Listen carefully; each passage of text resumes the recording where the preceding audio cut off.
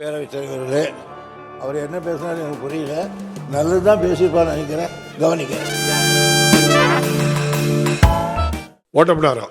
மாண்புமிகு பேரவைத் தலைவர் அவர்களே, எனது ஒட்டப்படாரம் சட்டமன்ற தொகுதி விளாத்திகுளம் சட்டமன்ற தொகுதி மிகவும் வறட்சியான தொகுதி ஆகும்.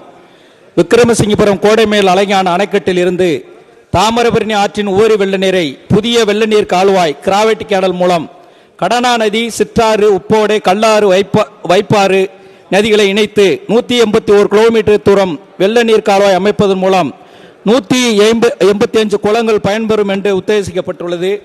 இத்திட்டத்தின் பயண செலவு விகிதம் அரசுக்கு கூடுதலாக வருவாய் கிடைக்கும். இத்திட்டத்தினை பாசனம் மற்றும் குடிநீர் தேவைகளை பூர்த்தியாகும். சமூக பொருளாதார நிலைகளும் மேம்படும்.